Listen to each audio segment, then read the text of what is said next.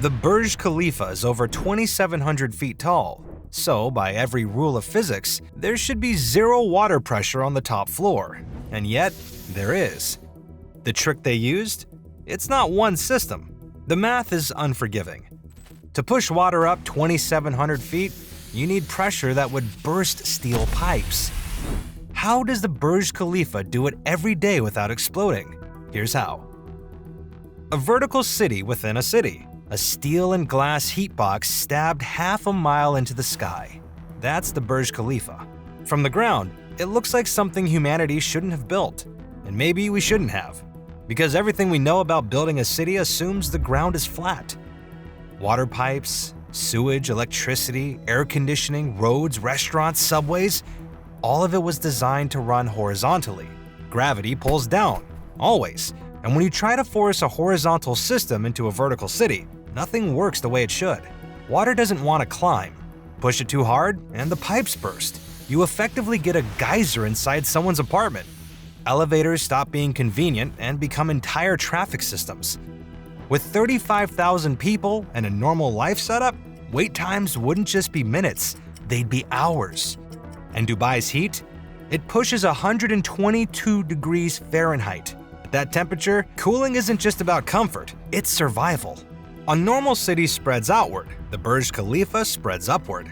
And that one change, horizontal to vertical, turns every single rule of urban living inside out. Let's start with the first problem, the one you really can't ignore.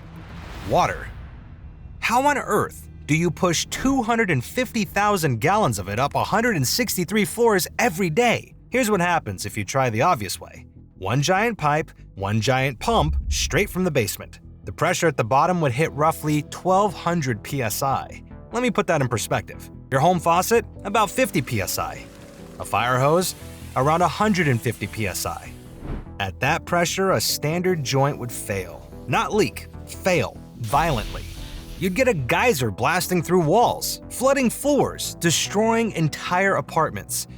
And because the pressure would be pushing from below, that geyser wouldn't stop until someone shut the whole system down. For that reason, the engineers gave up on the idea of one giant pump. Instead, they divided the building into 7 mechanical zones, roughly every 30 floors. Each zone has its own water tanks and pumps. Here's how it works. Water starts in the basement. A pump pushes it up to the first tank on the 40th floor. That tank fills. Then a second pump, located next to the tank, takes the same water and pushes it higher to the next zone.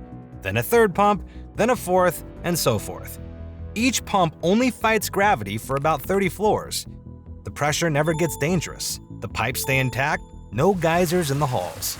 And because every zone operates independently, if a pipe bursts on floor 80, the zones above and below keep working. That covers water going up. Now, let's talk about the return trip. Because what goes up must come down, and when it does, it becomes a completely different kind of engineering nightmare. In the Burj Khalifa, wastewater reaches terminal velocity at about 10 to 16 feet. The issue begins when it reaches the bottom. When a column of waste suddenly has to go from vertical to horizontal, it doesn't just stop. It stacks, it surges, it creates something called a hydraulic jump. The pipes temporarily fill more than intended, and a pressure wave shoots back up through the system. If you didn't design for this, here's what happens. Sewer smell seeps into the hallways, gurgling echoes through the walls, and on a lower floor, a toilet turns into a sewage geyser on an unsuspecting buyer. The solution was surprisingly simple. Widen the pipes as you descend. The Burj Khalifa's main waste pipes are massive, roughly 24 inches in diameter. That's wider than a large pizza. For comparison, a normal house uses a 4-inch diameter pipe.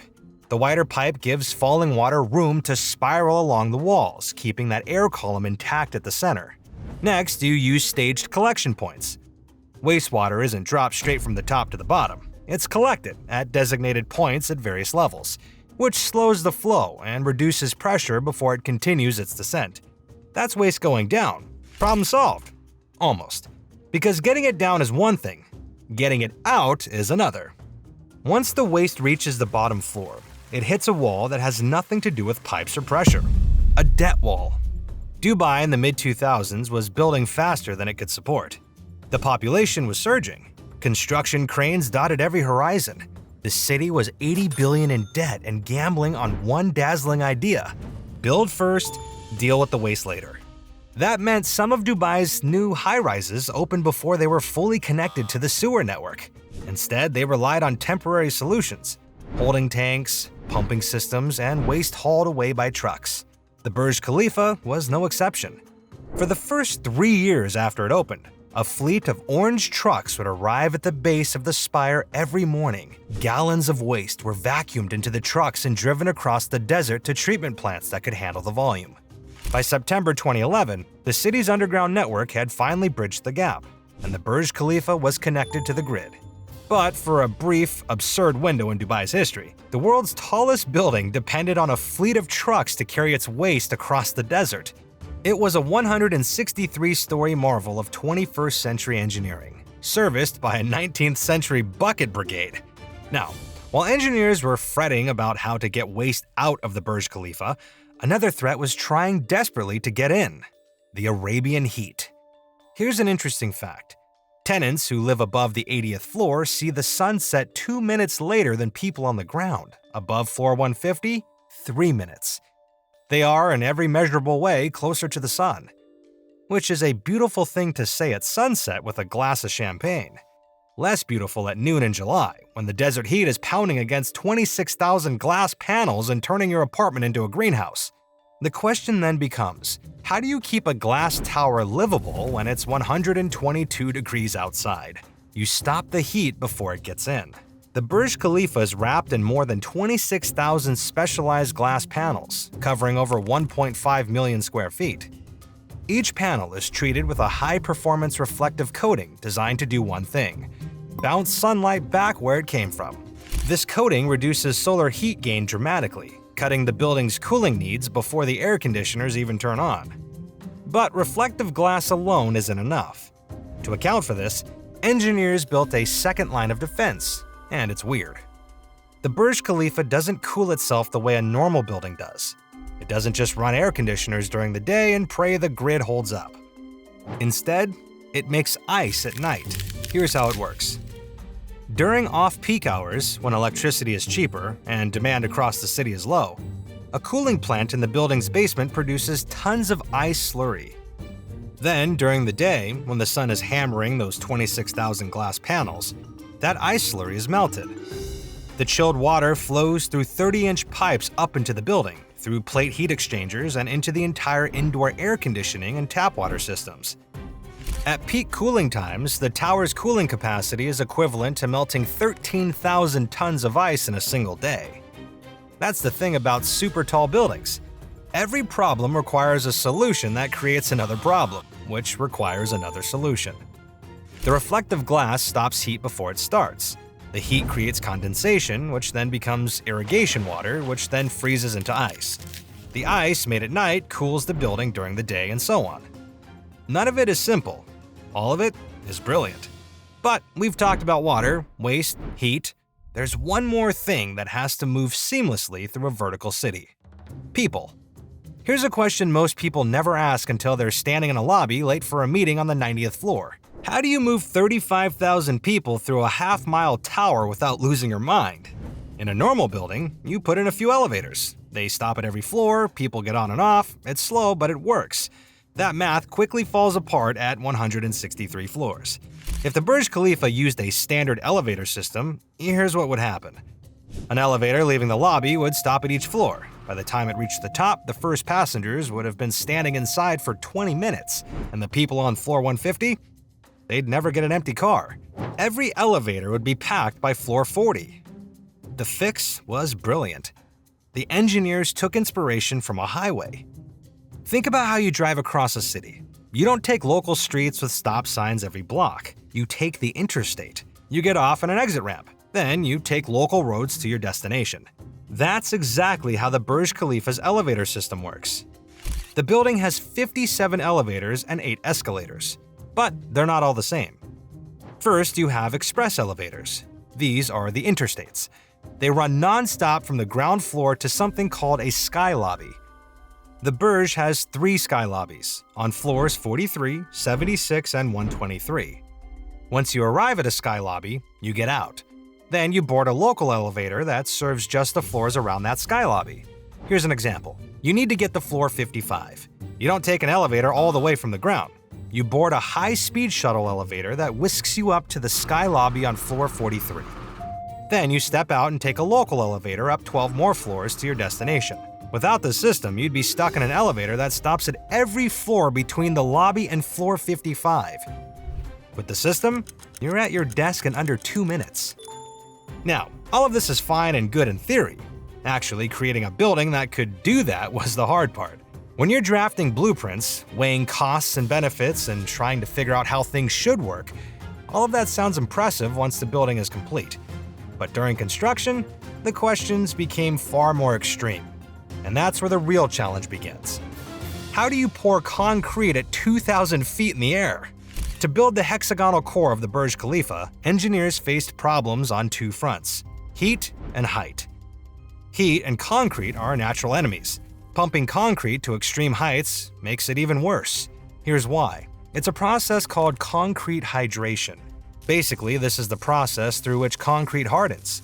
Heat speeds up this process, and in Dubai's blazing desert, this happens insanely fast. Fast curing sounds good, right?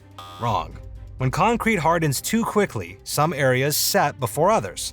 Think of it like when you set the oven too high when baking a cake. The exterior crusts over while the inside is still wet. The result?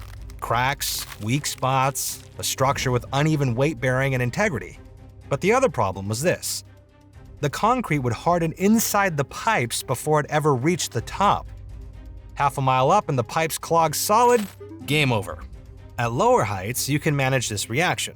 But when you're funneling concrete from the basement to the 100th floor, the problem compounds with every single floor. To fix this, they invented a new kind of concrete. A custom formula designed to survive the desert. A mix of high-performance C50 and C80 grade concrete. But even this new concrete couldn't beat the heat on its own. They needed a completely new solution, something no one had ever tried before. They mixed the concrete with ice, lots of it. The whole mixture would drop to near freezing temperatures before it ever touched a pipe. This kept the concrete cool enough to reach the required heights while maintaining a consistent hardening rate and full structural integrity. Even then, the ice wasn't enough. To ensure the icy mixtures wouldn't melt too fast and begin hardening, they also started working at night. Every single pour happened after sunset, using the cooler desert air as their ally. The temperature still hovered around 85 to 95 degrees Fahrenheit, not exactly cold, but compared to the 122-degree daytime furnace, it was a lifesaver. Ice, night pours, a custom concrete recipe, that's how they did it. All of that, the ice, the night shifts, the custom formula, the staged water, the pumps, the elevator sectioning, the waste trucks, was just to make one building work, one half-mile tower in the desert. The Burj Khalifa is an incredible feat of human ingenuity, a stunning reach to the skies.